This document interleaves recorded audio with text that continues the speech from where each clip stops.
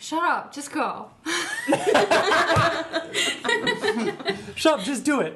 Do it. Do the thing.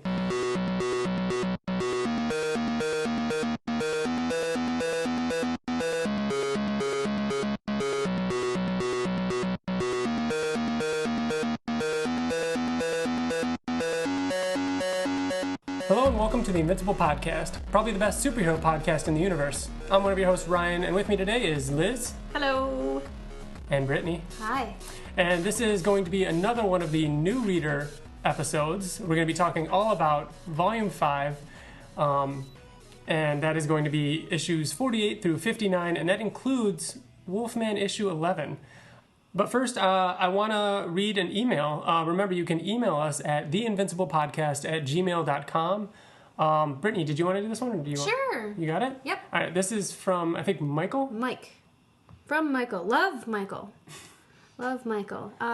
Just enjoyed the podcast, or just discovered the podcast, and I'm enjoying it. I listened to your first few episodes, and an idea occurred to me for how an Invincible movie could work, which I thought you'd find interesting. It rearranges some of the events from the comic, but only slightly. The opening introduces us to the Guardians of the Globe. Very classic, very Justice League. Then they're all swiftly murdered, but we don't know who did it. Opening credits. Then this establishes that it's not going to be a totally predictable superhero story. The movie then follows Mark getting into his powers and embarking on a superhero career, but in parallel with his murder mystery story. Mark wants to help his father solve the mystery and find this unknown threat, but of course Nolan doesn't want him to get involved. Perhaps Mark enlists the teen team to help solve the mystery, or Mark's other super heroine provides him with clues. This leads up to the big reveal and Omni-Man/Invincible fight at the end. On another note, something that needs to be addressed before the end of the series, where is Best Tiger? So you guys don't know who Best Tiger is I'm a little yet. confused. I know, and that's okay. It's not a spoiler or anything like that. But as far as where Best Tiger is, without giving any spoilers because the girls are here, Best Tiger is with the rest of them, I'm going to bet. And I'm going to leave it like that. And maybe I'll touch on it more in the next discussion with Bill and TJ, but or maybe by then we'll know. So yeah, that's a great suggestion. I like the idea of, not suggestion, but idea for a movie. I like the idea of opening up with all the Guardians of the Globe, like the original ones, making it kind of like a Justice League movie. I could see that. That would work cinematically. And I like the idea of them all dying but not knowing why. Mm-hmm. And then more or less doing like a flash forward or... Yeah. That would be cool. Of like Mark like going through his life and kind of trying to figure it out. So I think that's actually cool. And I think where he suggested it stops is a good point, and it could be a multiple trilogy or whatever, because it has enough. And I like the idea of the first movie, if it were to be a movie or an animator or something like that. I like the idea of the first one building all that tension leading up to the fight with his dad. Mm-hmm. It means more that way, and it just opens up the door to like what next, but also still feels kind of like a conclusion. Yeah. So I think cool. that'd be a great idea. Mm-hmm. Thanks, Mike, or Michael. He wrote Love, Michael, because it's kind of a thing that Bill started. He started signing off all the emails whenever he would read one with, love, even though they'd put like from or nothing. And so people just started writing in and putting love at the end of the emails, which is hilarious. That's kind of great, actually. I love it. Love. All right, so let's just jump right into it. We're going to go right into issue 48. Again, we're going over Volume 5. That's the hardcover Volume 5. And it starts off with Mark and William walking home with, Rick Sheridan after bowling. And in my notes I put, poor Rick. Well, how could you not feel that way? Like, everyone is, wants to be all acting like things are normal, back to normal, have regular lives, and it was just too much for him. And so that was the first time too where I felt awful for him. How can you not? Yeah, he breaks down a little bit and talks about, like, you know, what happened to him, and, you know, with the Reaniman and D.A. Sinclair and what he did to him. Well, that's like, I really like that panel on the second page once you open it up and it shows him breaking down crying, and then behind him it's like a flashback memory of everything, everything that kind of happened. So I thought that was a really cool panel. I like that one a lot. Yeah, yep. So Doc Seismic is making a return. Do you remember Doc Seismic?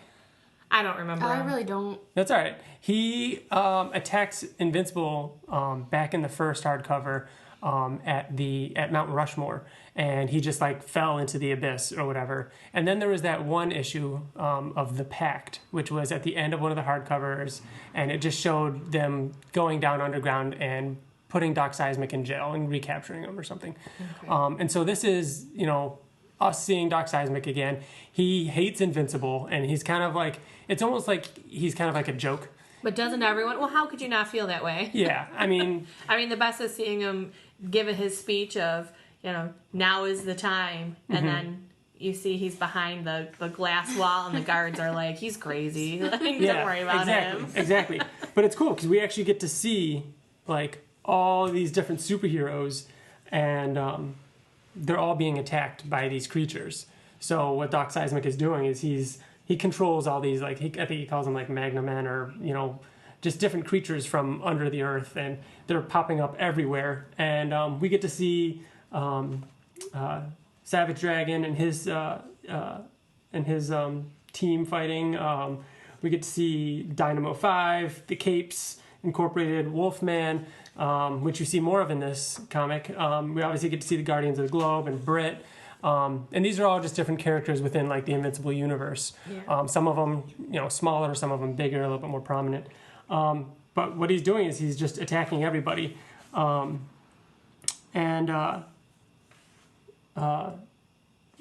Mark is busy with Eve. So, Yeah, he is. So the last time we saw Eve and Mark, they had the discussion about... Fighting, they were fighting. All about... He only loves her because she said something. Yeah. From the future. Yeah, like that's the only reason why he would have feelings, and so she was nervous and she kind about of, where like, they came from. Was unsure, and she just left. Right. And so she left. So she's back in Africa, and Mark's there kind of like wanting to talk. Courting her. And Eve's still kind of mad at him, kind of like not wanting, you know. Right, because she wants it to be real. Yeah. That's understandable. Mm-hmm. And then Mark gets the call from Cecil that there's an attack, and everybody's basically gone. Like, yeah. Him and, you know, Eve goes along. They show up. It's underground, and we see that Doc Seismic has captured all of the heroes in these, like, cocoons, basically, and none of them can get out. And this is. We get a cool fight scene of Mark and Eve, you know, fighting these monsters, and Wolfman breaks out, and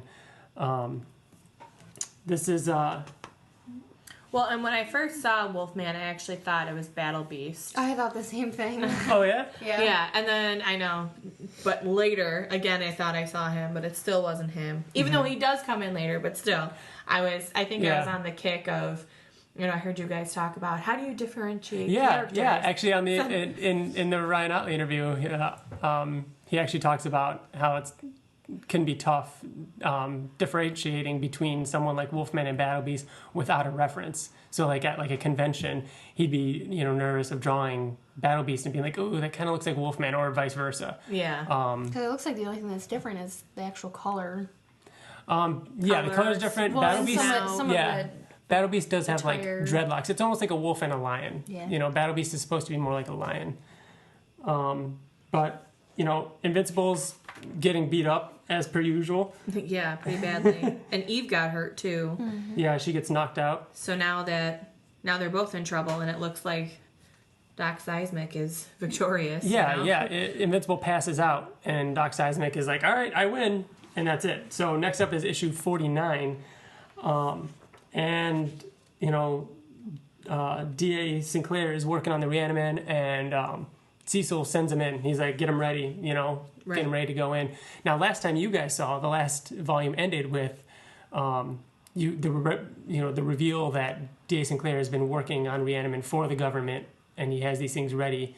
And, I mean, you know where this is leading. I mean, you've been kind of predicting this, you know, evil government kind of thing. You've always hated where this could go with the government, but... Right. But, I mean, I feel like...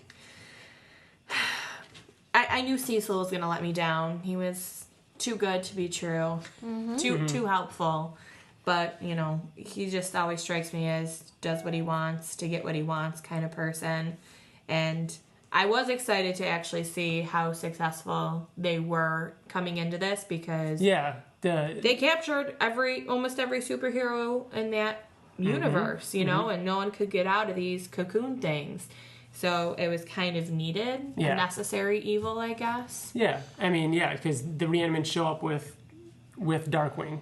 I was pissed. So you remember? I was pissed. You remember Darkwing? I do, and I couldn't believe it because I remember this was a storyline I was a little confused about. Yeah. And then we talked about it, and I was like, oh my gosh, you know, now I understand how he kind of took his place, but he killed people. He was killing people. Like, that's not a real superhero.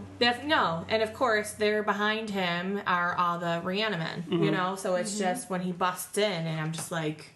Yeah, so they it's gone. It's gone. They're all gonna die. I know. Yep. So they put a stop to all of this. You know, they put a stop to the monsters and Doc Seismic and Invincible kind of sucker punches Darkwing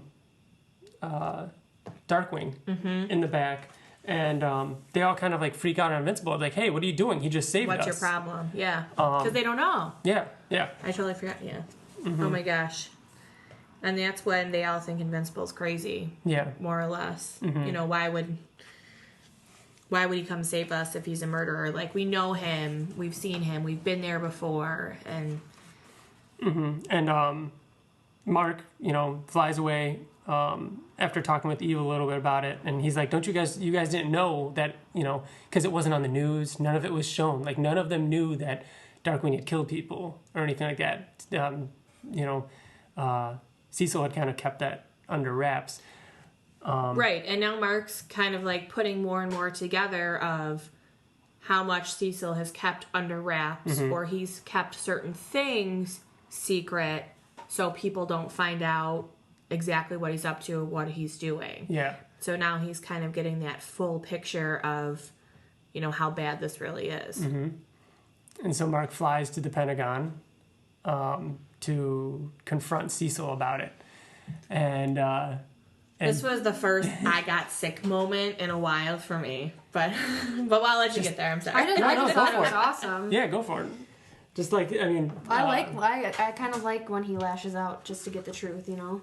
To get where the answers. Yeah, and D.A. Sinclair walks in, and Mark had no idea, and that was kind of like a final straw for him, because first it was Darkwing, and now like him too, and he's like, you know, who are you employing? You know what I mean? Like, what is this? Well, just the anger in every shot of just, you know, and Mark is a character who I've always said, like, says exactly what's on his mind. I really like that about him.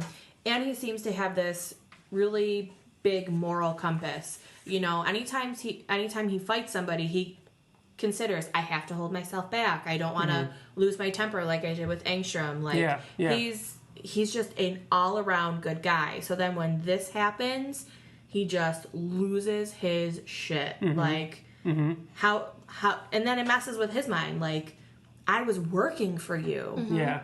And I'm sure this stirs up feelings then of his father, you know, because his father worked for him, and just kind of like this whole cycle until it comes to the very last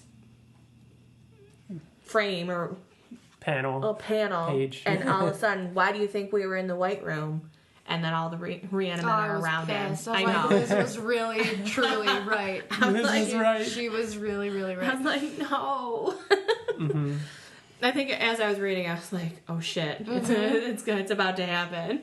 And like Cecil says, like right at the so here we are, issue 50, which I love the cover, by the way. It's like such a badass looking cover. Oh.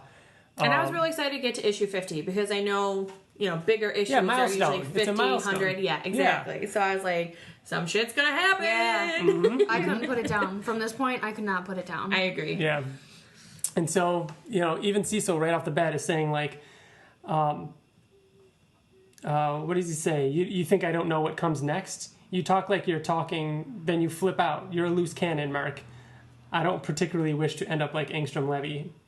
So he's aware of Mark's temper, his weakness, yeah, but he's human. He's half human. Of course, he has a temper.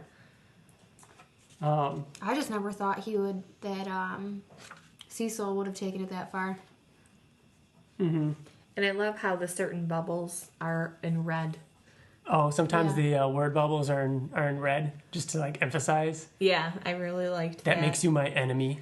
Right, and it just has that overall appearance of being bad or evil. So I was like, Yep, and I love how the White Room starts shutting down, and it's like, oh yeah, because he's battling all of them, but he still can't see. You can't see how many there are in the White Room, and then finally, it opens and he's surrounded. I mean, obviously by hundreds of thousands. Is like we're gonna be here all day at this rate. So, and then something pretty big happens. We find out that Cecil did something to Mark. He implanted something in his head. Just keeps getting worse. What were you thinking at this part? I thought he was killing him. Mm-hmm. But I didn't think he would take it that far, but oh my god. There's a panel on this after you realize that, Cecil has put this implant in his head of Mark saying, "What did you do to me?" And he's kind of like looking at him, and the expression on his face is like, it's almost like he's kind of forgotten everything that they're fighting about and doesn't care anymore. At this point, it's almost like he's looking at him in that last like gasp of like, seriously, is this actually going to happen now? Like, this was a little bit of a spat before, but now what? Like, I'm hurt. Is gone. Like, you found a way to hurt me. Like, this is real now. But yeah, and at first I saw him writhing in pain and fire behind him. So same thing, I didn't know what was happening. And then once he said, after what happened with your father, I couldn't take a chance. And I was like, well, that's really darn smart. Yeah. But kind of sucks. Mm-hmm. And then I like, kind of where this led to, where he tries to escape. Yeah. And then it keeps showing Cecil teleporting to different. Mark's like, oh, what do you think the range is on that thing? And he flies up and then immediately falls down again. And then, Cecil walks down and he's like, oh, pretty accurate, blah, blah, blah. And then I was like, there's $1 million. There's oh my god, that's the only thing I kept thinking about. I was like, wow, that's a lot of money right there. Every time he uses the teleport. Yep. I love this page, this artwork. That Isn't that was amazing? Awesome. That's one of my favorite 2-page spreads like that. It's I love that one. Crap.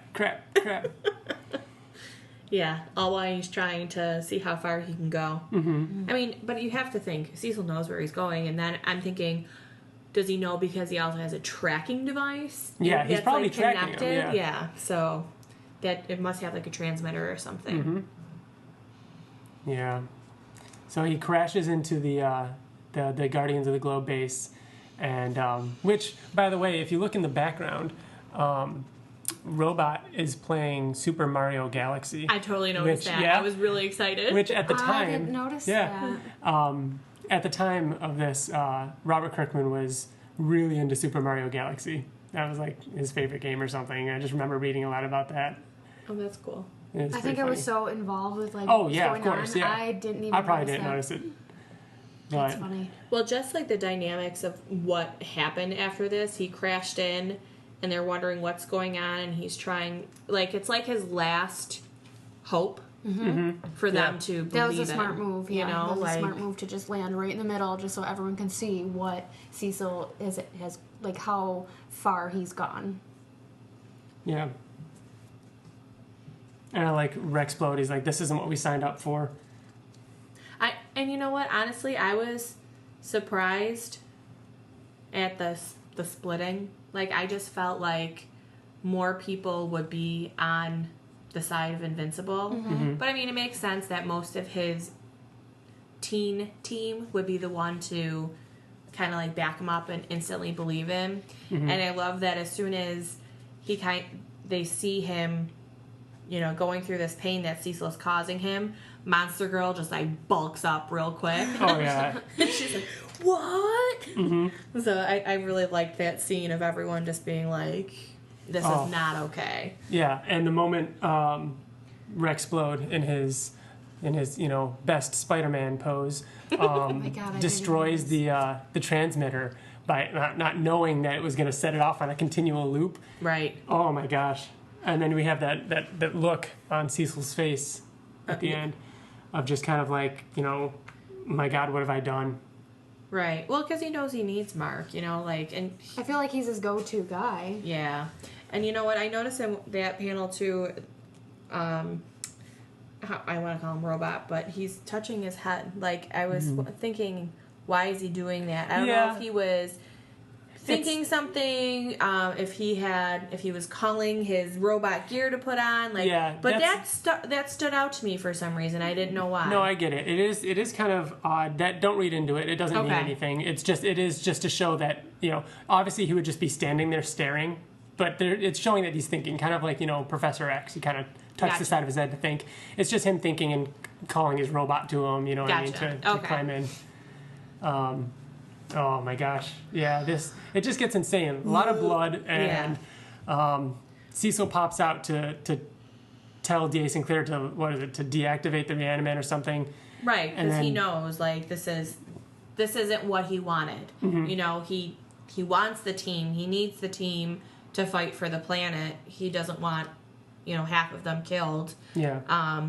But like you said, just the amount of pure bloody chaos, like, I loved it. Yeah. You know, like, I'm one that I like to see what's happening. I don't like it left to the imagination, and it's just like, it felt so raw.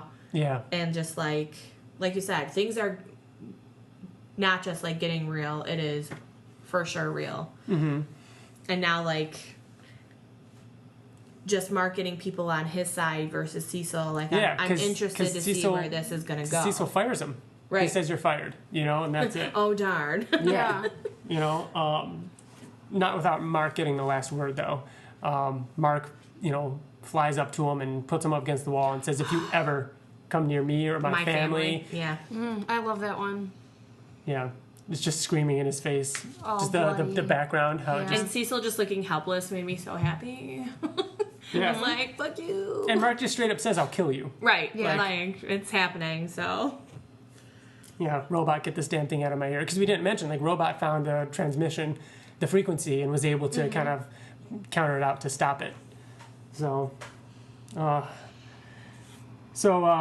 when all that was happening, can I just tell you, though, really, like, how anxious I was just, like, reading that to find out what was going to happen. And when he busted into that building, I was like, and Billy's like, what's happening? What's happening? I'm like, I can't talk to you. Like, it was great. It was an awesome arc, and I can't wait to see where it goes, you know? Yeah, just that whole... Is this, like, a really talked about arc, or is it something Issue 50 different? And what happens in, you know, the confrontation with Cecil is a huge part of this. Okay. Like, this does set up a lot for the series, because it's... And again, I'm not spoiling anything, but this adds a lot to Mark's character and where he stands in terms of what's right and what's wrong. I mean, that's a lot of what this issue is about. It's not just an issue about, you know, him getting fired and him losing a position on the Guardians of the Globe or anything like that. And that's why the backup, the little secret origin of Cecil on the back, is also kind of the same theme. Like, there's an underlying theme to this. But before we get to the thing about Cecil, we get the aftermath. We get Mark going back to the house and having a talk with Eve. And he said that, well, the Reanimen were just beating the crap out of him. The only thing he could think about was her. And so we finally get them kissing. Yay. I was so excited. And then Oliver, gross. Yeah. I loved that. Yep.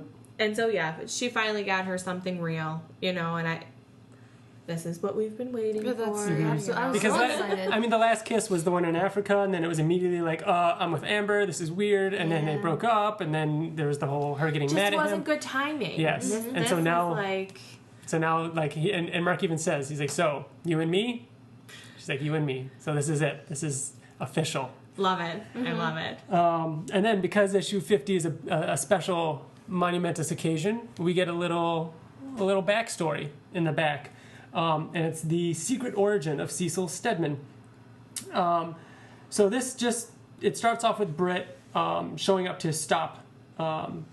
You know what I was just gonna say? I was like, oh, that looks like I first thought that this was Britt, and then I didn't know if Cecil was Britt. So I was kind of like trying I always to figure think that that it out. is Cecil in the beginning, Yeah. like that first page, but it's Britt. Yeah. Okay, I cool. thought it was. Thank you for clarifying. And I don't like that it's Brit. Because I can't focus.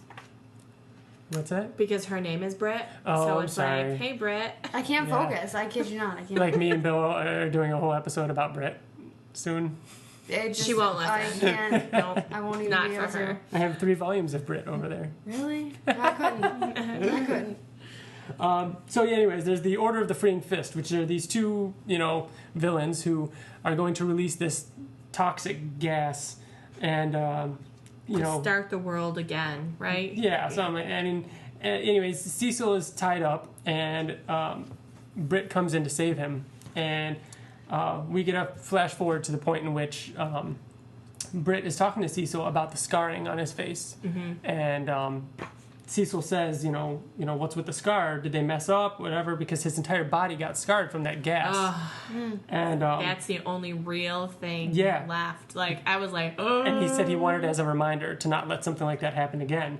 That and was then, cool. Yeah, and then years later, there's an attack on the Pentagon, but from the Lizard League. The Lizard League's attacking. Remember the Lizard I League? do remember Yeah, the Lizard the League. crazy scene with Rex. Yes. Um, yes. And suddenly, the Order of the Flying Fish show up. The 2 of them. They didn't actually die during the attack all those years ago, and Cecil's freaking out, and he's asking, I forgot his name, Director Radcliffe, about like what happened, and Radcliffe said he faked their death, and he uses them as a personal guard, and they're incredibly useful, but they're much more good to him like this than behind bars. And Cecil says, does that make what they did okay?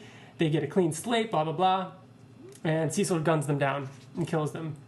And so, like, years later, Cecil is promoted to the position he's in now. And we find out that Cecil was there and kind of hired Nolan, when they found Nolan, and kind of asked him to help out. And we find out that the government was listening in on that conversation about Nolan saying, why he's there and his purpose and everything like that. And they found out that Nolan was lying. Right. And And it didn't matter. And it didn't matter. He kept him there.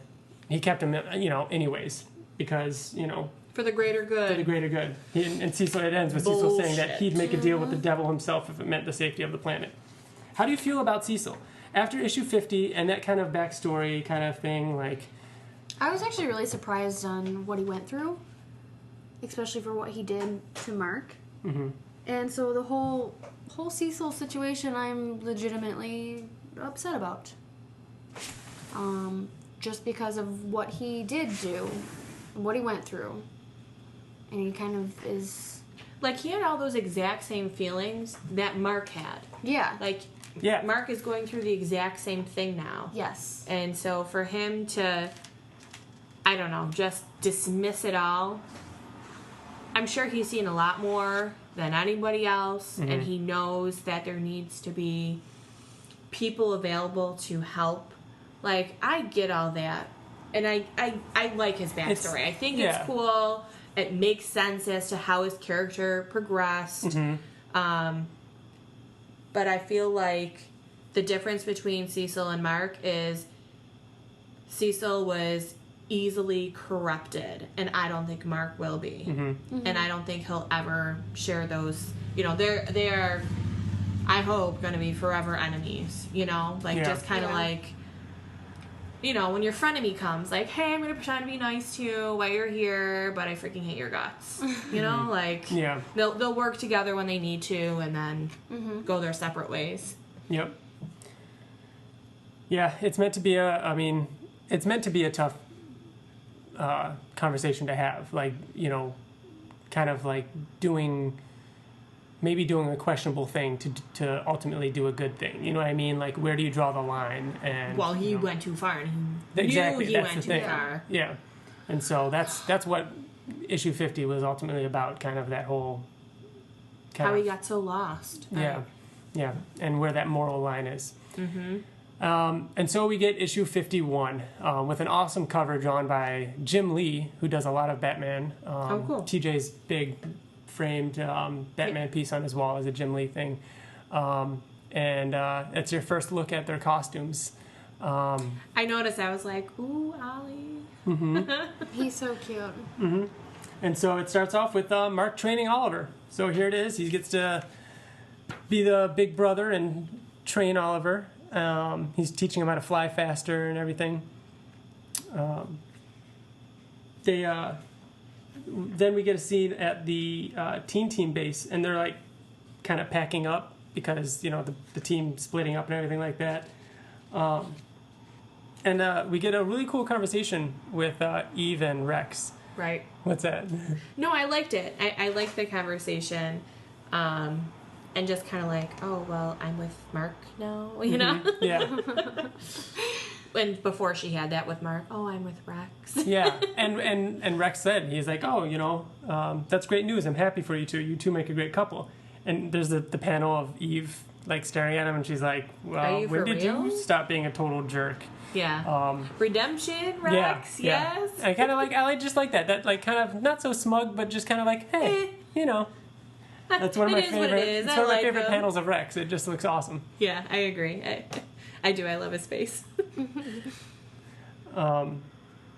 Cecil shows up, Cecil doesn't show up, but Cecil shows up at the other Guardians base. So now we have pretty much the teen team and the actual Guardians, which are Immortal, Duplicate, Shapesmith, and Black Samson. And Cecil shows up and introduces Darkwing as a new member. Mm-mm. Yep, that was my reaction too. I was like, fuck no.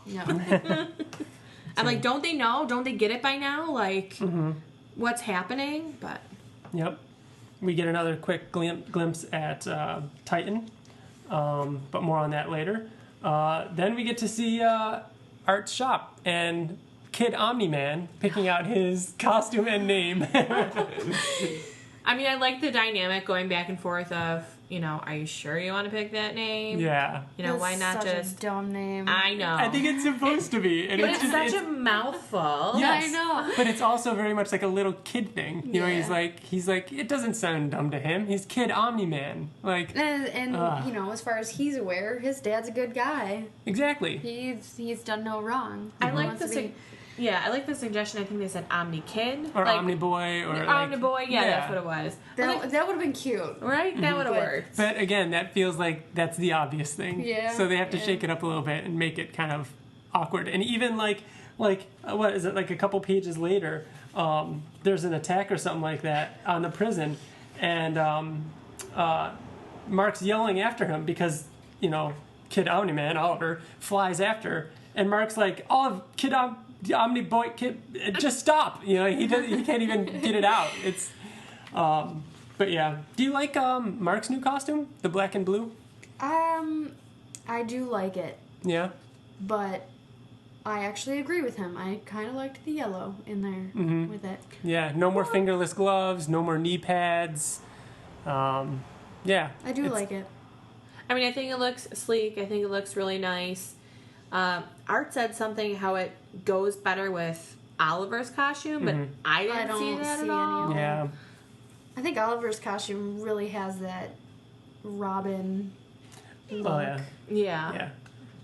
And I wonder if that, that symbol on his costume, like we've said before. Yeah, it's the same symbol on Omni-Man's costume. Right. Yeah. So, I mean, Art put that on there on purpose. this? I think so. I think Oliver wanted it. I mean, because they might have had a conversation. Yeah, because Art says, it helps if you have a name. You know what I mean? I think he's mentioned that before, like in, I think, issue 1 when he was talking to Invincible. He was like, it helps to have a name to kind of figure out the costume. Because, Invincible has an eye on his costume. Yeah. And so, like I said, there's an attack on the prison. We've got, I believe it's Furnace and Kursk attacking the prison. And I love Kursk. I love that he speaks Russian and nobody understands him ever. Is raining boy. yeah. I like that too. Yeah, and we just get Oliver rushing into things and kind of getting thrown around, and Mark getting angry at him for not really listening and just running head on into it. He's got to experience it though. Mm-hmm. Yeah, he's still a kid, and but he has to know, like, if you just rush into it, shit's gonna happen. Yeah, well, absolutely. So listen. But I love his little grin, like he more or less, it's better to ask for forgiveness, and he knows. Yeah. He knows better, but he wanted to do what he wanted to do. Mm-hmm. We know the Maulers are up to something. We don't know what yet, though. Then Mark and Oliver show back up at the house, and Debbie is on her boyfriend's lap. He's old. Yeah. It's cool. He's not old. He just has a beard. He looks like Art.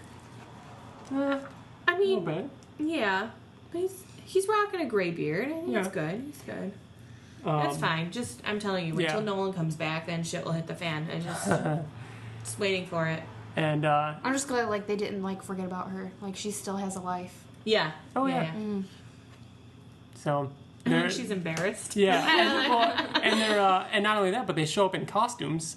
I didn't even think of that, like, at first until he said, I was like, oh shit, that's right. Yeah. And the news report is calling Invincible because they don't know. Like, that's a very realistic thing. Like, how are they supposed to know it's a different or it's not a different superhero? Mm-hmm. So the TV show is named, or the news has named him Invincible. Love it. Which is perfect. It's great. And he's sitting on the roof kind of moping about it to Eve. And somebody is watching Mark and Eve. And I didn't know what to think at this point, too. And I think I had the same natural feelings as Mark did, as Cecil spying on him. I didn't think at this point he doesn't know. At this point we haven't seen that yet because they don't see the globe watching. They don't. Yeah. I didn't think it was. So sorry to jump ahead. No, it's all right. But then that last page. Oh shit! Right? Literally, this whole I couldn't put this book down. I couldn't. Yeah. It was just like page after page of holy shit. So we find out that Angstrom Levy is spying on Mark. Yeah, and Billy was outside at this point, and I walked outside, and I was like, oh my god. And I just showed him the page. I was like, how is this possible? Yep. Oh, he's like, oh yeah. Yep. How is this fucking possible? Yep. And he's got these glowing orbs on his head, and he's got this kind of cool new The only thing I can think of robe. at this point is that because he was around for the, what are their names? The twins? The twins. Because they kept duplicating each other, that he had to have done something. And maybe he cloned himself with that whole span of being with them. Oh yeah, because he was with them for a while. Unless it was from, because he would go back in different dimensions. Mm-hmm. So this maybe it's. Well, all I can say is poor Mark, because everybody wants to kill him. Yep. Like it's just. Oh yeah. But he's such a good guy. I know, right? He's a good boyfriend for now. We'll see if anything ever happens. But all right, so issue 52. The Muller twins have attacked a nuclear silo. They've stopped the Guardians, Cecil's Guardians, and there's this great 2-page spread of them all laying at their feet, and him, one of the Muller twins with this giant gun. So Mark goes to, help, and then Kid Omni-Man follows right behind. yeah, he's not too far behind, is he? Yeah, I love that scene too, where Oliver comes out to talk to Debbie, and where did he go? And she didn't even get a full sentence out, and he was gone in costume, ready to fight. Mm-hmm. And then poor Debbie, this is my life. Mm-hmm. Yeah, get to see some Oliver and Mark fighting side by side. Side by side, yep, in costume, and the Mauler twins launched the missile. And got an awesome image of Mark flying straight up and yelling back for Kid Omni-Man, for Oliver to take off, to leave, and he was gonna go stop the missile. And he's like, he tells Oliver, he's like, you can't take them in a fight. Don't do it. And what did you guys think of the next few pages? I think I enjoyed it too much. Because I wanted to see how far the kid would go. Yeah. And he went far. Yeah. He breaks one's jaw. I want to see how strong he actually really was. Yeah. No, I have to admit, like you, Britt, I think I enjoyed it, and I was kind of excited for it. Well, because the twins are so annoying. I like them, but they're annoying. Well, first of all, I mean, this made me realize how badass Oliver is, because obviously the Muller twins took out the Guardians. Mm-hmm. Mark has always had problems fighting them, or issues, and then here comes little Oliver, who's only been practicing or in training for so long, and he freaking destroys Fucked them. them up. Fucked them up. So, oh god, I love that. To me, I was kind of like, "Whoa, yeah, what like just happened?" Oliver's like coming out of Oliver flying through one of the Muller twins, and his intestines are just all across the page. I love that page. And I really didn't think too much of him killing. I didn't either. At all. Yeah, and until this page, until that moment, you guys have seen blood, you've seen fighting, something like that, but you've never really seen entrails and guts like you do in this. Yeah. I mean, you saw, I guess you saw... His insides are out. Yeah, and you saw, they messed up Alan pretty good, but this is a little different. Like, this is a little kid. This is angry. This is... Yeah. He's angry. And even the look on Immortal's face, like... Yeah. Speechless. Yep. Absolutely speechless. So he punches the other Muller's twins' jaw through the back of his head, and you can even see his teeth. And then his body is just standing there, headless. I love it. But yeah, it didn't dawn on me that he was actually, like, killing them. Yeah, yeah. Well, I mean, I knew he was killing them, but it didn't occur to me, like, that's a bad thing. Yeah, exactly. Because you're like, yeah. And it's like, it's just awesome. And then all of a sudden it's like, yeah, Holy it's kind of like him. yeah. Oliver, he's like, what?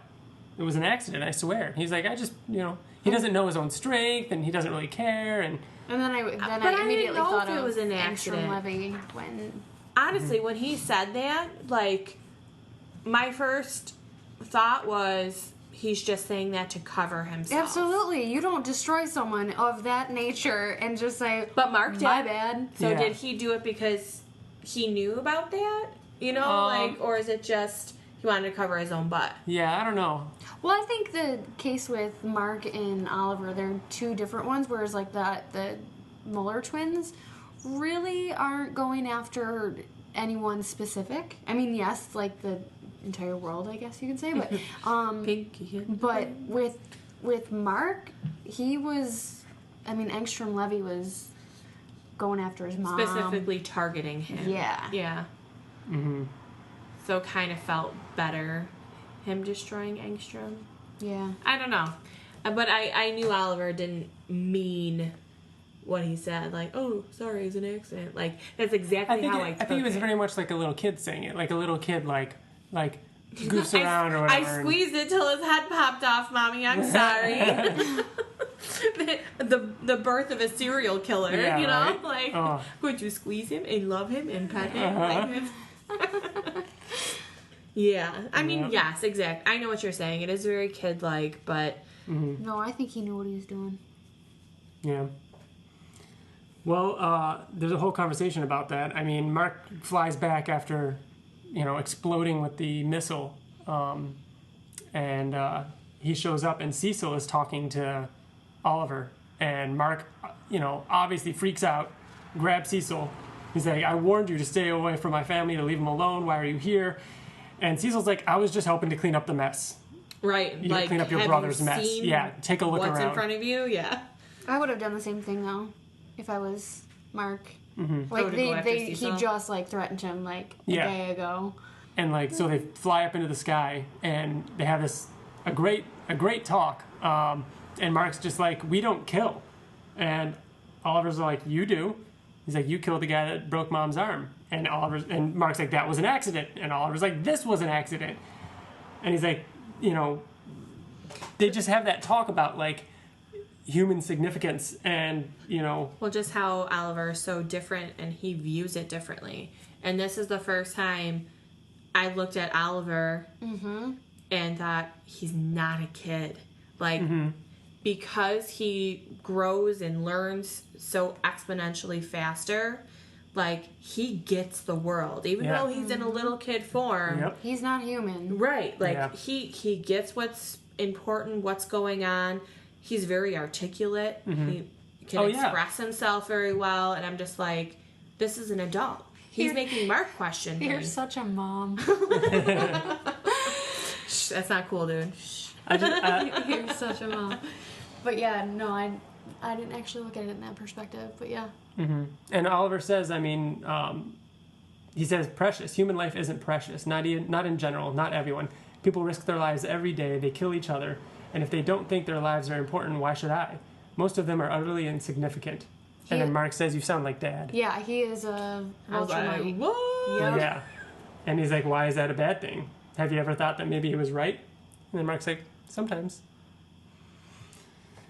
So. Like, I feel sick, just so you know. Like, because now I'm seeing this tension between Mark and Oliver. And I'm like, no. Yeah. Because I always, you know, I like their little brotherly bond. And I don't know. It's a sibling. It's a nice relationship. So for them to have such differing views, like, of course, then I try to think what's going to happen in the future. And so I'm like, I'm hoping that Oliver, Mark...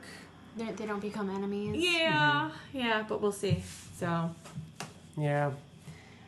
So issue 53, Mark and Eve are on a romantic little date. And Mark just has his head elsewhere with everything that's going on. He's not really paying attention. And Eve understands. And there's this great chat of her being like, hey. You don't ever have to explain this to me. Like, I get it. Yes. And that was like that moment where it's like, she's not Amber. No, like, this is simple. This is easy. Like, this is going to work. Me. Exactly. It's going to work. Yeah, and there's a lot of fighting going on. And, well, yeah, because... Now that they've had some time after their last conversation, Mark and Oliver, you know, he's kind of revisiting this conversation with him again. And then his mom kind of busts in. And Mark is pissed at her because then the whole boyfriend thing comes up. Well, then... You tell people my secrets. Yes, yeah. And, like, what Oliver was saying before he talked to Debbie was how... Like you were saying before, how he's not a kid anymore and how articulate he is. And Mark's like saying, oh, you were just a baby when your mother and like, you know, Oliver's like, you know, I have complete recollection of everything I've experienced. And Mark just like snaps on it. He's like, stop. Like you can't, you know, you don't know anything. And Oliver's like, Mark, I respectfully disagree. I've had the unique opportunity. And he's like, I can't do this. And Mark just like walks out, runs into his mom. They fight about the secret identity thing. And it's just like, Mark just has a lot of stress going on right now. But Mark really can't understand Oliver. Exactly. I don't think anyone can. No, like, that's the first of his kind, really. So, yes, we're looking at it on that side, but I really feel bad for Oliver just because, like, he's trying to learn from all these people and what to do, and he's doing everything wrong, and he can't seem to do anything right. So in the future, I can totally see him just booking it and doing his own thing. Yeah. The next page is Eve walking in and Mark saying, like, sometimes I wonder, is it me? Is it my temper? You know? Because it's come up multiple times. Yeah. You know? And, but then again, it's that human temper. But we know Mark has a temper, but he still has a moral compass. And this is kind of what I always during, while I was reading this, I was like, there's a lot of anger going on, and he got a new darker suit. I'm like, is this kind of like a black suit Spider-Man thing? Okay. I kind of had that in mind during all this. Like maybe this is kind of like a black suit Spider-Man thing where he gets a darker suit and everything's kind of a little bit more angsty. Changing and yeah. Mm-hmm. Not saying that the suit is doing it, but it's like it just is almost symbolic of everything going on. I was just picturing Mark wearing his Invincible costume, like snapping down the street. Going down the street. Oh man, we don't have to talk about that movie. Terrible. Okay, yeah. Moving forward. But then we get to see Titan. This is something that kind of has been brewing in the background for a while now. But Titan at the prison, and there's this whole confrontation with Titan going to break out. He was going to go get Multipole, which is why Kursk and Furnace were there to begin with, and now he's like, okay, I'll take it into my own hands, and Mark stops him, and then a dragon shows up. What's that? Oh, yeah. I just love like how they draw him out to be like, okay, why? Like, just his expressions and everything are just spot on. Oh, Mark, yeah. Everyone in general. Well, and I like how they have that playful rock on. Yeah. Just like how Invincible is always It's kind of saying silly things. Yeah. I don't know. I just like that consistent humor throughout. Yep. So yeah, and then like you said, a dragon. Like where'd that come from? Yes. So, fun fact: issue 1, Mark walks down the stairs and asks where Dad is, and Debbie's at the table, and Omni-Man, his dad, is on the TV fighting a dragon that looks identical to that dragon. So we've seen, that dragon before. But yeah, it was just a neat little Easter egg kind of thing. And the dragon succeeds in breaking Multipole out. Yeah. So Multipole is free. And our fun friend is back who can't speak English. Kursk. He tries to escape, and Mark's like, "Get back inside." Okay. He's sorry. It's sorry. Yep. He's cute. I like him. We find out in a scene with Titan and that group, the Order, that the dragon is actually that older man, and it's kind of like this, projection that allows him to turn into that. But yeah. Yeah, he's interesting. Like, I liked his look. I liked the mechanical jaw. And the mechanical tongue and everything. Yeah, I thought that was pretty cool. So the old man's the dragon? Yeah, so the old man... Really? Like his ability is to kind of turn into a dragon, I did essentially. not put that together. And he calls it like his soul projection or something. Okay. And that's what the big guy carries the old man around, and then the old man can turn into a dragon. Yeah. It's just... It's awesome, right? It's like, all right, sure, why not? That's cute. I like that big guy. Yeah. It's kind of like his little bodyguard. So Mark and Eve set a date. And we get to see that next issue. But this issue ends with Mark and Oliver having one last chat, and Oliver kind of begrudgingly agrees to, chill. Agree to disagree. Yeah, pretty much like, all right, we're cool, Like, I like the way this conversation was going. Like, it felt better. And then that very last panel of his face. Yeah, just kind of... It left me so uneasy. And he's just doing this and saying all this to appease his brother. Yep. And it's like, again, how adult of him. Yeah. Like, he knows that he needs to have this relationship. He values the relationship with his brother, but he's different. Like, there's no changing that. So I'm nervous for where it's going. I know. Issue 54, one of my favorites. Just a really fun issue. I really like this one too. Actually, flipping through before coming here tonight, I was like, "Oh yeah!" And I really enjoyed this. Everything's one too. been so intense and everything. Yeah, it brings you back to Mark being a superhero. Well, we get to see them. They're on a little date, and they're in Paris, and everything's going great. The little heart. Yeah, that was cute. I did like that one. And then the time traveling guys show up. Dropkick and I wouldn't know. I always forget their names. No idea. That's okay. The time traveling buddies that kind of look like twins. the time traveling dudes. Yeah. They show up and they're like, no, you got to help us save the future. And it was a very like Marty McFly kind of Back to the Future moment. And Eve's like, all right, fine, go do what you got to do. This was our date, but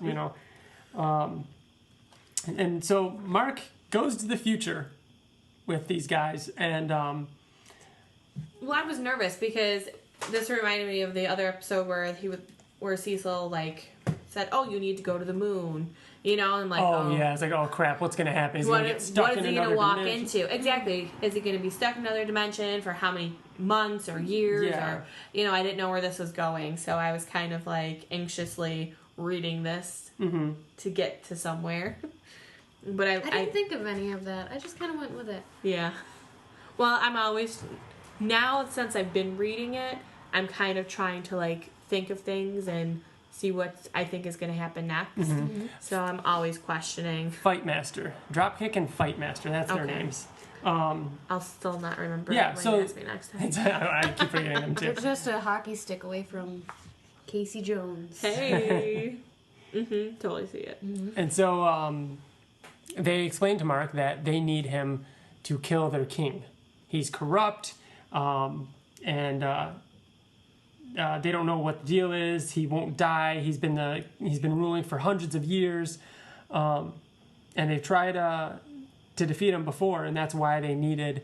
That's why they stole the Declaration of Independence, several issues ago, because they needed the ink from it to devise a weapon, and they were trying all these things to kill him. And, Mark gets sent directly to the king. You're looking back at... When Mark is like, what am I going to do with my clothes? And, like, future Mark is like, I got it. Yeah, I never... Like, what?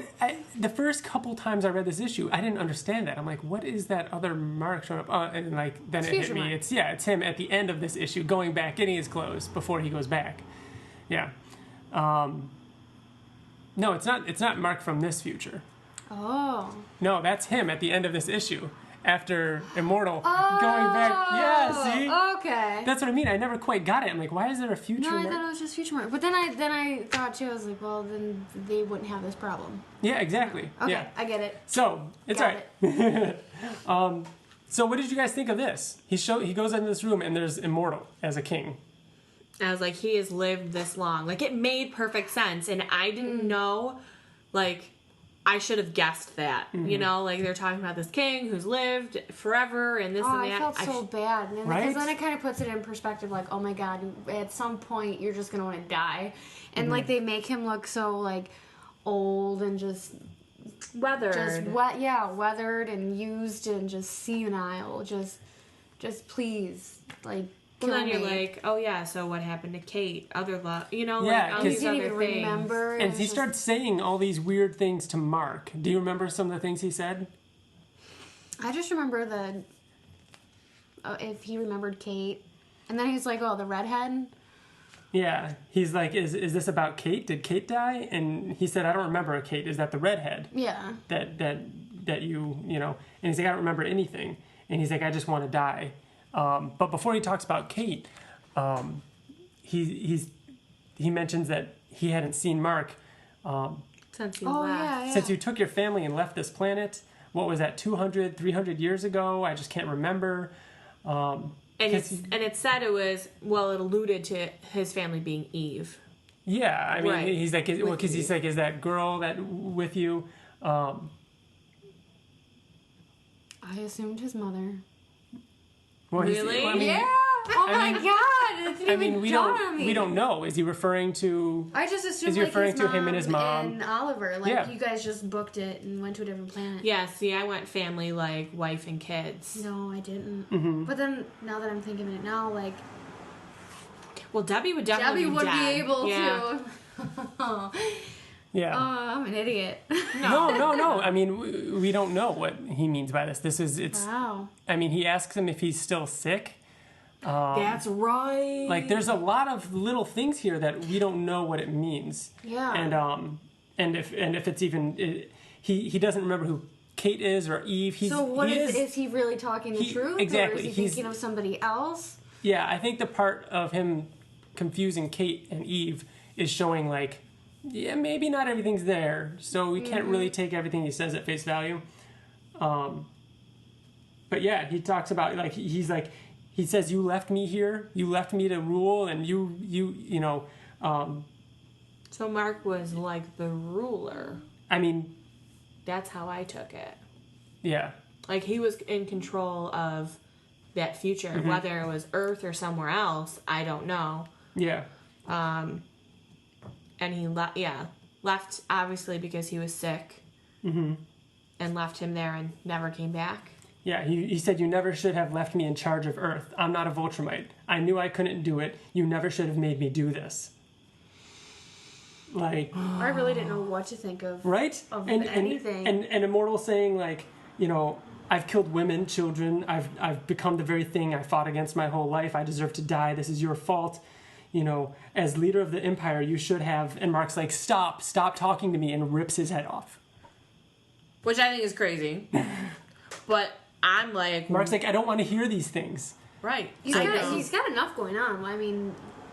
He doesn't want to hear these things because he doesn't want them to happen, obviously. Yeah. These are all scary things. Like, he doesn't know, like, if this is truth, if this is not, if this is something that he's just crazy and... Yeah. Yeah, but I'm like... Boy's got enough on his plate. What happened? And then I wonder, are they going to address all of that in the future comics? Or is it just... Yeah. This was the future, or was that's he just what it senile was? and said what he had to say, and that was it. So we're always looking back at this issue as one of those, like...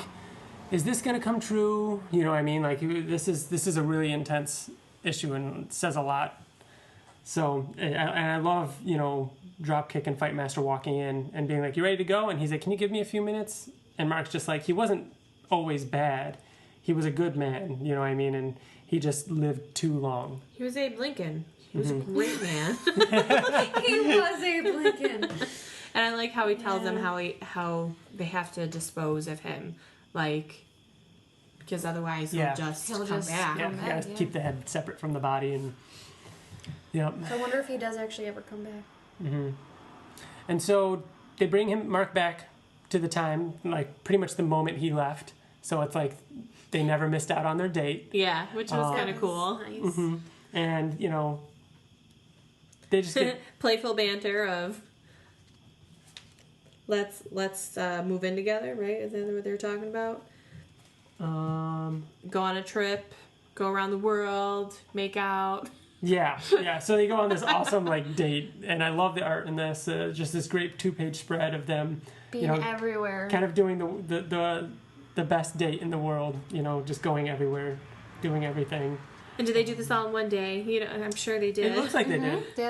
He has the same outfit on. Yeah. It looks like they had morning in Paris and, you know, just kind of went through the whole, you know, evening, and then night ended in Sydney, Australia, then space.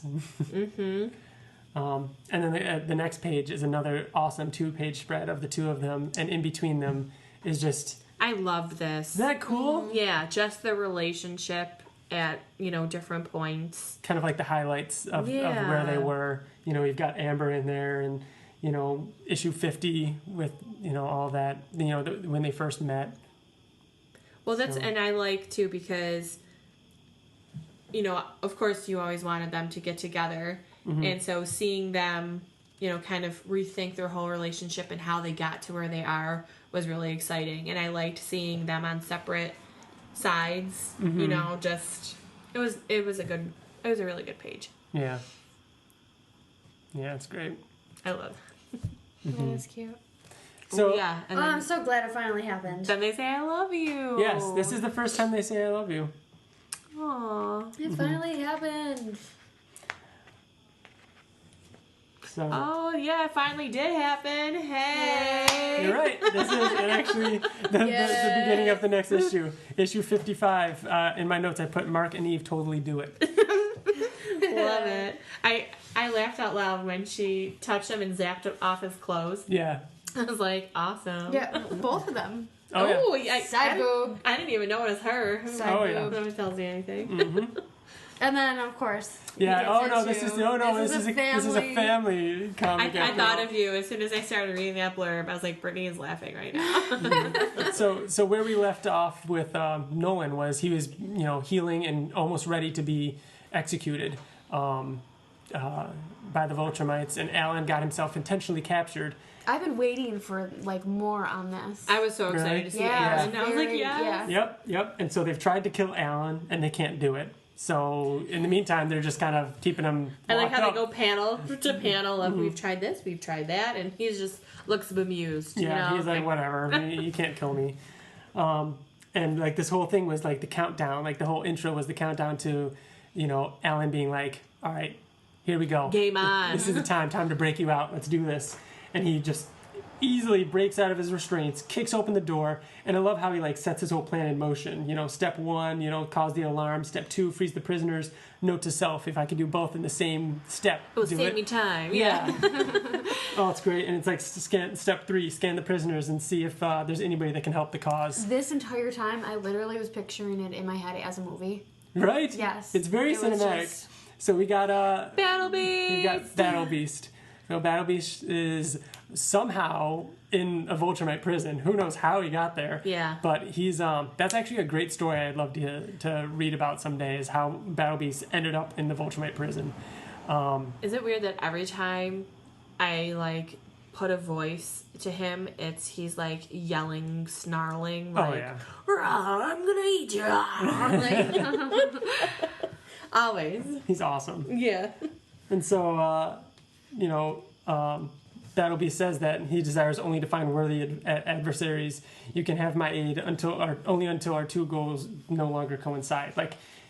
Battle Beast only wants to just kill things. Yeah. He just wants to find someone stronger than him. That's his whole goal. Then we get to see Nolan getting the crap beat out of him, basically being executed. This is his execution. And Alan shows up, with Battle Beast, and they're just going nuts. Taking out everybody. Well, and I like that Battle Beast, finally gets to challenge. Let's try that one again. Mm-hmm. And Viltrumite. Yeah, because he's like, oh, doesn't he say you're a Viltrumite? I've been looking for someone like you. So he didn't even know he was in a Viltrumite prison, mind you. So, yeah, you're right. I found that very odd. So I'm like, what happened? So yeah. And I was like, yeah, game on, Battle Beast. Because he destroyed Mark last time, So I was like, yep, it's going to be a good fight. Yeah. Him and Alan and then Nolan. We got the 3 of them taking on a couple of Ultramites. Yep, they break a hole in the side of the ship, and they all get sucked out into space, and they're all fighting out there. We get an awesome shot of... I loved that. Nolan and Alan punching a Viltrumite at the same time, and his head just popping. Bros forever. Let's destroy heads. That's what I thought of. Best buddies forever. And Nolan's like, "Wow, how strong are you?" And Alan's like, "Very." With that smug look on his face. Yeah. It's totally The Rock. It's totally The Rock. It's totally The Rock. We get a huge revelation at the end of this fight, though. Nolan tells Alan that, the big Viltrumite secret. That's the thing that... oh, wait, no, this isn't it. Oh, yeah, he does. He does tell him. He tells Alan that there are less than 50 pure-blooded Viltrumites left alive in the whole universe. That was a jaw-dropper for me. There's only 50. That's crazy. It. Yeah. Yep. So their defeat is imminent. That's why they could beat them. Mm-hmm. And that's why, you always wonder why it takes so long for an execution, for them to send someone. That's right. That's why. Because there's only 50. Think about that time that Anissa showed up to, or the reason why they even left Mark in charge of Earth. Why didn't they just send somebody else? They don't have the people to do it. Right. So that's why. They better get a clone factory going or something. Mm-hmm. And so, it ends with them, Debbie knocking on the door, and we're back with Mark and Eve, and they're still in bed together. They're snuggling. Yeah. Cuddling. All right, issue 56. Fun fact about this issue. The cover of issue 56, Kirkman told Ryan Ottley to draw Mark holding Debbie's boyfriend off of the ledge. And after they got the final cover, Ryan asked, why did you have, Debbie's boyfriend wearing a suit? And he's like, Debbie's boyfriend? You mean Amber's boyfriend? He's like, you told me Debbie's boyfriend. Oh, so that's why it's all shaded out? I don't know if that's... I think if you look closely, that doesn't look anything like... Well, there's no beard, there's no... Yeah. That doesn't. It just doesn't look anything like Gary. No. But, I mean, I think it's... You're not supposed to know who it is. Yeah. So I think it kind of works anyways, but... Well, you get it after the issue. Yeah. Yeah. That's fun. That's a fun fact. So I really like this issue. We get the whole morning after, them waking up, Oliver trying to, get in the room because someone's on the phone for him, and like they're like scrambling to put their clothes on. And dude, she touched him and the clothes came off. Can't she just touch him and put clothes back on? Well, she says doesn't she say that your clothes are, where is it? No, I guess not. I don't know. But I was just like... But it was a realistic scene. Something that would really happen. Yeah, I liked that a lot. And I liked after Mark leaves and then Eve leaves and you get Debbie in the garden and she sleeping. Yeah, she like mutters to herself. Sleeping my ass. Yeah. She's a cool mom. Yeah, I love her. But Mark got a phone call and he doesn't tell Eve what it was about. He just takes off. And we don't see what happened yet. I hate when he does that. He used to do that all the time before with Amber. Yeah. Like, I understood why he couldn't tell her, but it would literally take you.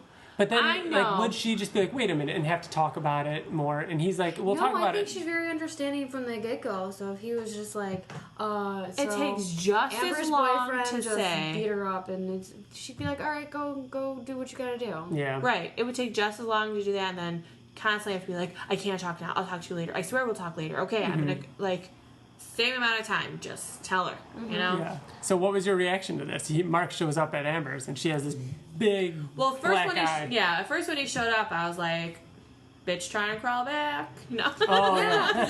I just don't like Amber, and I was just like, I seen her, and I was like, just leave already. Like, just be done. And then when I saw her face, then I felt really bad. I was like, okay. Yeah, then I understood. But then I was just like, I'm glad that Mark is still caring and would be there for her. Well, that's the type of person he is. But I was, of course, shocked.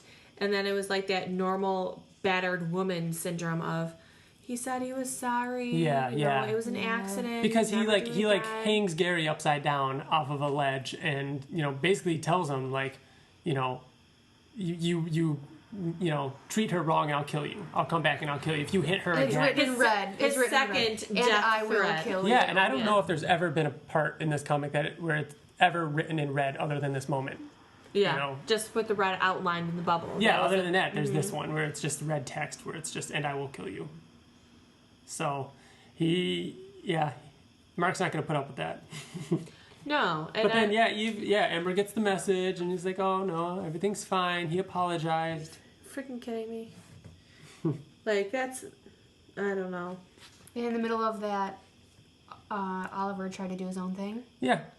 Which he did all right. Yeah. And Mark still kind of showed up to help him out. But I liked Oliver flying, hating patrolling. He's like, how does Mark do this? But Mark goes and eventually sits down with Eve and explains to her, what happened. And Eve is wonderful. She understands. Glad that he helped. What an understanding girlfriend. And she does have different earrings. I tried to explain that before. You guys look like, what are you talking about? Where does she have different... I know she has different earrings there. Yeah. That one, and then when they were flying around on the date, different earrings. Oh, because she always has the changes different... them out. Yeah. Well, hey, she's fashionable. She's perfect. Mm-hmm. And they're totally cool with everything. And Mark and Oliver have another conversation outside, but not without being watched. Oh, and now we finally find out that they know someone's watching them. Mark caught the orb and it blew up, and so they know. So. And he does. He immediately thinks it's Cecil that's watching him. Yeah. Which makes sense. I mean, right. And like I said, I'm on the same page. Yeah.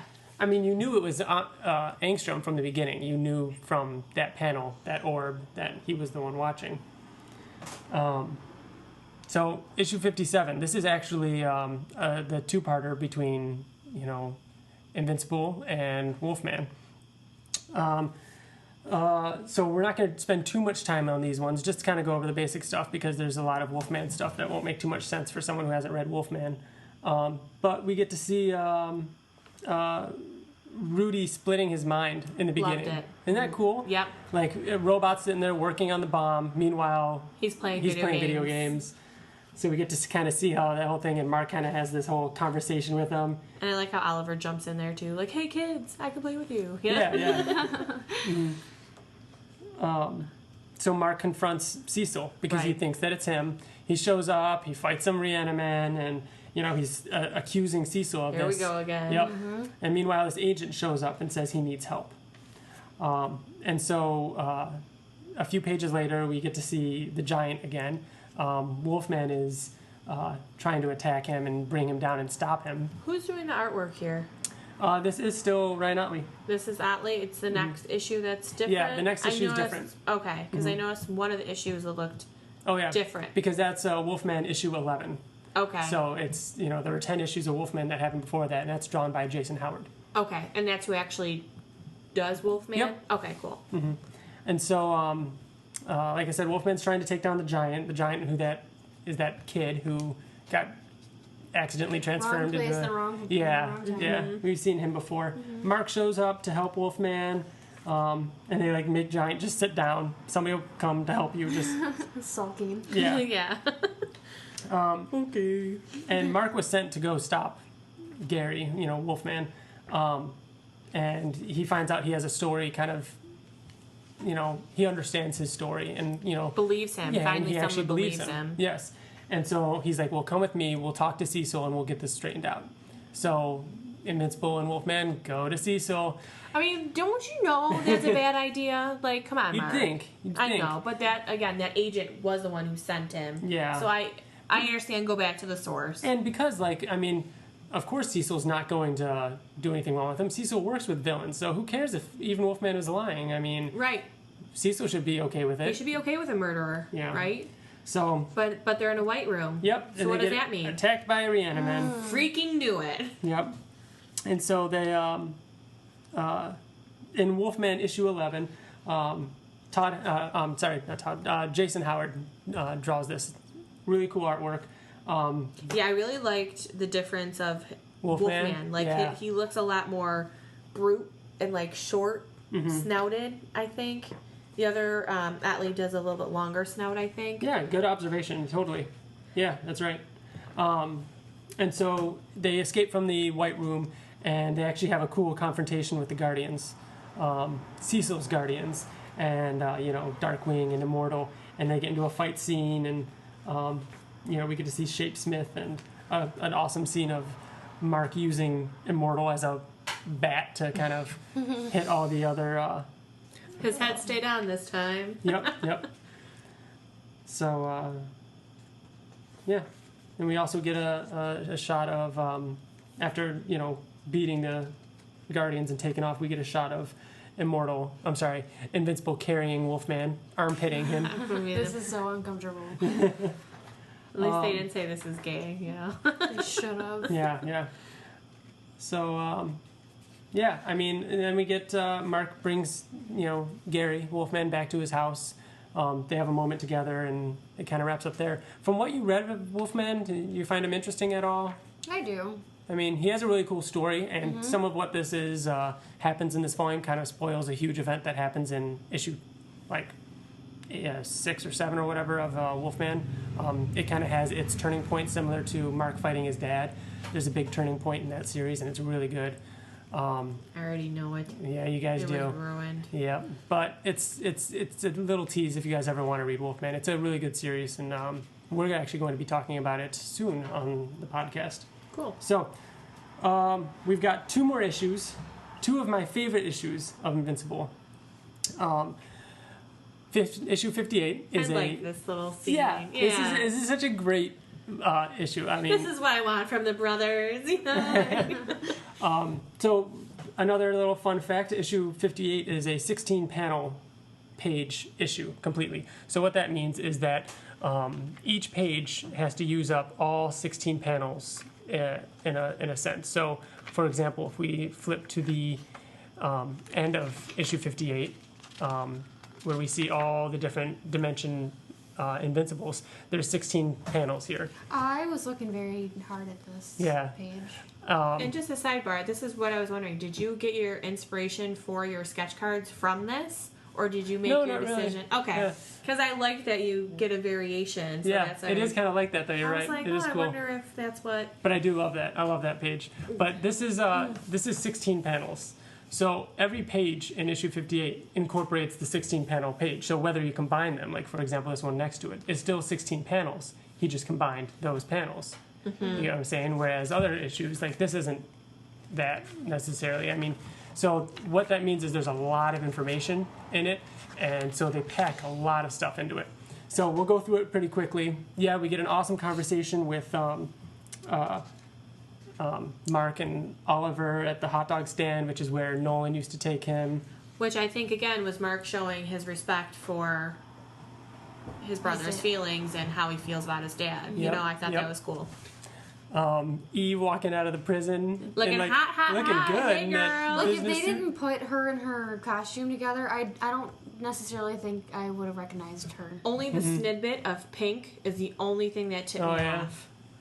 Because she's always wearing the pink, so her little undershirt was pink. And she's like, Mark Grayson, the things I do for you. Yeah. And I had no idea what was going on with that. Yeah, you're not supposed to know yet. Yeah. Then we find out that Rudy Rex has found a cure. Has found a breakthrough. Yeah.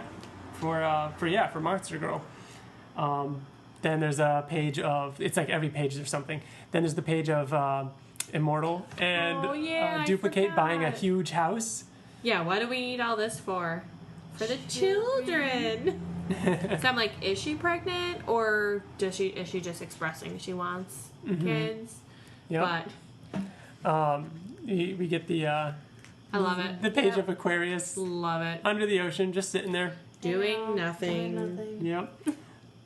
That was funny. I like that they brought that back in. Yep. Then Mark and Eve go to the prison, and they stop Kilcannon, her nemesis, Eve's nemesis. And Mark's like, oh, what was that he said about you being at the prison earlier? And, they go back to her parents' house to talk about it. But first, we get a new costume for Shapesmith. I thought that was awesome. Isn't that funny? Yeah, I like how they go through all the artwork and this and that, and then he just steals it. Like, that's ingenious. Yeah. Why would he need a costume? He could just, he has art. He has art design it, and he just shifts into it. Pay you for what? There's a scene with Darkwing and Black Samson, kind of like having this kind of like a, bro moment, where he kind of says like, hey, I don't blame you for what you've done and everything like that. And yeah, everyone's done bad things in their past, especially because of where Darkwing came from. Yep. And then Eve and Mark have their conversation. Eve explains what the phone is. She got him a phone. It is basically a calling service. He's for hire. So. Oh yeah, because he got fired. Yeah. So he doesn't have a job. So now she basically hired him out to anybody, and if somebody needs him, they call him, and he can go and be there. So she basically, went to all the prisons and stuff like that, and yeah, that was. I don't know if I like that she did it behind his back though. Oh, I do. It was a surprise. No, I don't like. He doesn't have to do it. Yeah, it does seem like. What if he didn't want that? What if she he did all that work. Yeah, I just. But she knows it. It's But yeah. Well, they want money to move out. Hey. We've got Oliver and his tutor kind of, expressing awe in how much he's grown and how smart he's become. Then Mark tries to catch another one of those orbs. And he gets more material, so he gets he's hoping that Robot can figure it out. There's a page of Russ Livingston. You guys haven't forgot about him yet, have you? The Sequids. Well, it's coming soon. Yep. Yep. What's Oh, coming they soon? make him look so creepy. Yeah. Mm-hmm. And then we've got Rudy and trying out the belt that he made Yep. for Monster Girl. Yep, and it worked. She says she thinks it worked. Yeah, she feels different when she transforms or something. Mm-hmm. So he basically made it so that she, her body rebuilds after every time, puts it back into it or something. But does this mean she's going to be able to age now? So now she ages normally. So they're the same age and they're going to start aging normally, is what this would mean. Like Okay. together. Mm-hmm. Okay. So Yeah. They're Because I both- didn't they're- know if he I was didn't really know any if- different or. I didn't know if Rudy was going to age. Yeah. Yeah. normally. Yeah, Rudy is just a clone. So yeah, he ages normally, and so does Okay. she. So they're the same age, Cool. and they'll age normally now. And then we get this awesome page of all the different universe Of Invincible. Invincibles. What did you think of that? And Some of them I was kind of confused. Like, is that really him? yeah. And Angstrom saying, "Well, it's a start." Right. Yeah. So he's gathered them all. Like, He's- it's not just, Yep. these are here, the Invincible. Yep. He's gone to a bunch of different dimensions and gathered different Invincibles, versions of Invincible. Oh, that makes me like... Ah, And then you wonder, too, like, is he controlling them? Is he promising them something? How did he get them to all be joint for the same Yes. cause? Yep. So there's a lot of questions here, and I'm just... answers will be soon. Right? And then the final issue in our discussion for hardcover volume 5. This is probably one of our longer episodes. Wow. There's a lot to cut. Yeah, there's a lot in this issue, or in this volume. Man.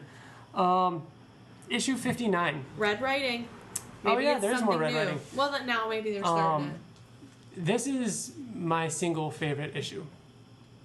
I thought this was a great issue. I agree. Like, There's greater moments, there's greater events, there's bigger things that happen in the series, but as a single issue, this one was my favorite. I love this issue. We get introduced to Powerplex, who's just a dad who wants to kill Invincible, but he's just a normal dad. He works at the Pentagon. yeah, he works at the Pentagon in like their science division, and he steals these materials that allow him to have this superpower.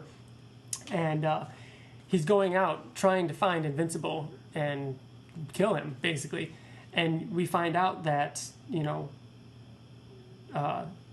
why he wants to kill Invincible is because his sister Yeah, his sister. was in one of the buildings that fell during the fight With his dad. with Invincible and his dad. Yeah, between the two of them. And like nobody, and he's angry that like nobody knows where Omni-Man went. Like the government. He thinks they're in cahoots. Yeah, he thinks they're working together, and like Maybe I should change my word choice. That like really dated me and made me Cahoots? sound cahoots. Made me sound like super lame. no, Oh gosh. But anyway, sorry to slow your roll. no. And I just love that like this took something that obviously this has been talked about more recently with things like Civil War out there and everything like that. I was just gonna say. But like we get to see the aftermath of something that happened so long ago, and it was like when superheroes fly through buildings, nobody thinks about the fact that they're killing people. Like this is a character who's like he's not going out to be a villain. He's not trying to hurt anybody. He just wants Invincible to pay for what he did Right. and be accountable for what he did. He needs an Invincible Accord. And so he comes up with an idea that it's going to involve his wife and his little son, and he decides to televise the fact that his wife and son are kidnapped apparently, and that the only way that they'll be set free is if Invincible himself shows up. So Invincible shows up to free the supposed kidnapped mother and child, and Powerplex attacks him. And Well, he gets all this power from Invincible because he's every punch or attack, he's like absorbing that energy, which I thought was awesome. Yeah, at first it was from Rexplode, and then. But I didn't realize like every punch and whatever would just give It's him that all the energy. energy. Yep. And, Yeah, and especially with Invincible being as strong as he is, he's never felt that power, he said. Yeah, and just the moments of like, Invincible getting his ass kicked and like this, getting fried by Powerplex and smoke just billowing out of his mouth, and his wife is looking on and like smiling. Like, she's so proud of her husband in this moment, so proud of what, of him finally getting justice and being able to kill Invincible. And Powerplex is just charging the entire floor in order to kill Invincible, and he doesn't realize that he sent shockwaves through the floor and killed his own wife and child. And it's like, whoa! Like, But, oh god, it killed, like, it just, it freaked me out. Yeah. To see two little Oh yeah, bodies it's super there, disturbing. and Super disturbing. But all in the same, it was just like, you can't expect that kind of person to acquire these kind of abilities and not fuck up somehow. Yeah, accidents are definitely going to happen. Like, when I saw the bodies and, like, his son just kind of, like, charred to his wife's body, like, I didn't even know what to do. Yeah. I literally... I wasn't expecting any of that. I wasn't expecting it. I had no words. But then for him to just be, to still, like, he's going to kill Invincible. It's his fault that happened. It was just like, Well, that made me mad. Like, please kill another person and have it be him. Mm-hmm. So, yeah, so he gets put away in prison, and the last scene is him, Invincible goes to talk to him, and, he sits down to kind of, like, just have a normal chat with the guy, and he's like, shut up. And he doesn't let Invincible say anything and just says that, you're wrong. I'll avenge all the deaths that you've caused. And someone's going to mess up. Yeah, somebody's going to mess up and give me the power that I need, and I will kill you. And it just ends with that. And it's like, I love this issue because it's open. There's so much that can happen. Yeah. And it's from the villain's perspective. Like, this is not from Invincible's perspective at all. Like, we're seeing, like, the main character of this issue is Powerplex. Yeah. And that's never happened before in any of these issues. And it's a character whose sole purpose is to make our superhero, our main character, atone for the things that he's done, even though that he's done them by accident. You know what I mean? Like, Invincible didn't... aftermath of somebody else's life. Yes. So there's that whole kind of connection, and I love that. It's just it's a great story. So, a pretty brutal way to end it on. Right, and that's like when I flipped and saw that this was the last one. I'm like, no, where's the next issue? I know, I couldn't put it down. I was just like, no, keep going. I know, and Billy was like, I think I have the individual ones if you want me to get them out. I'm like, no, I don't want to get confused for the podcast. Yeah. But... So, did you like Volume 5? You guys said couldn't put it down. And Absolutely. Yeah. Things are in motion. Volume 5 is a very, very intense volume. There's just so much that went down. Mm-hmm. And I think it was Volume 3 where we talked about, and it was just like beat after beat, everything had something intense going on. That's Volume 6. So Volume 6 is, if you think Volume 5 was intense and had a lot going on, I'm super excited, and everybody listening who is current on Invincible is very excited for you to read Volume 6. Oh, this is the one? This is something big. I haven't even seen the cover. So, I mean, this is the cover of Volume 6. The cover of the next issue, however, is... Spoilers! Just that. And it's called The Invincible War. Spawn? Yeah, Spawn. Some other Image characters made an appearance in it. Not related. Don't think too much about it. It's just for fun. Right. No, I gotcha. Starts with a flashback. Yeah. Oh my god. I can't wait. So it's called The Invincible War, and that was something that was advertised leading up to issue 60. Issue 60 was a big deal. It's a bigger issue. It's a little bit longer. There's a lot that goes on in Volume 6, and we're super excited for you to read it. So Dibs! I got 2 copies. No, I know. So thank you both for reading. We're going to wrap it up. We've been going for a while on this one.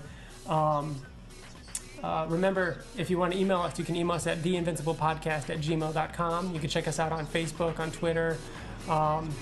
Hit us up on there. Write in, tell us what you think of the show. And be sure to listen. We've got a conversation all about Brit coming up. We've got, not you. Totally separate. Yeah, and then obviously if we've got discussions all about the new issues that come out. So thanks again for listening, and we're out. Bye. Bye.